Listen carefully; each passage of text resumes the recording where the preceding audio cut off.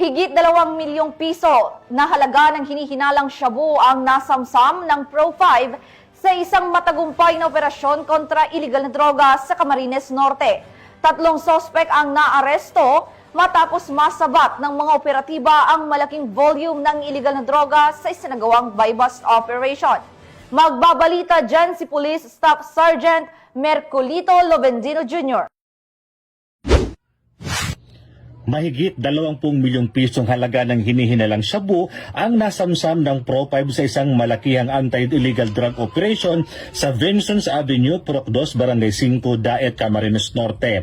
Ang operasyon ay pinangunahan ng Police Provincial Drug Enforcement Unit, katuwang ang Daet Municipal Police Station, Camarines Norte Provincial Intelligence Unit at Philippine Drug Enforcement Agency Regional Office 5. Sa naturang buy-bust operation ay naaresto ang 3 sospek na kinilala sa mga alias na Dan at Mando, kapwa residente ng Bacoor, Cavite at Iris mula sa Las Piñas City.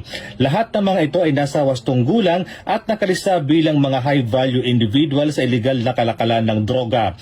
Nakuha mula sa kanilang 3 kilo ng hinihinalang shabu na may tinatayang standard drug price na 20,400,000 pesos. Isinagawa sa lugar ng operasyon ang marking, inventaryo at dokumentasyon ng mga ebidensya alinsunod sa umiiral na mga panuntunan. Ipinaalam sa mga narestong sospek ang kanilang mga karapatang legal at isinailalim sila sa kinakailangang medical examination. Ayon sa Pro5, patuloy nilang pinaigting ang kanilang kampanya laban sa illegal droga upang matiyak ang kaligtasan ng bawat Bicolano. Ang operasyon ay alinsunod sa direktiba ng administrasyon ni Pangulong Ferdinand R. Marcos Jr.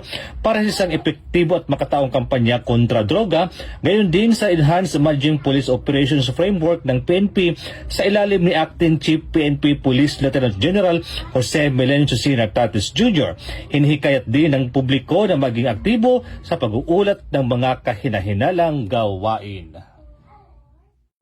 Mula dito sa Bicol Regional Police News Network Correspondent, Police Staff Sergeant Mercolito Lobendino Jr., alagad ng batas, tagataguyod ng Balitang Pulis.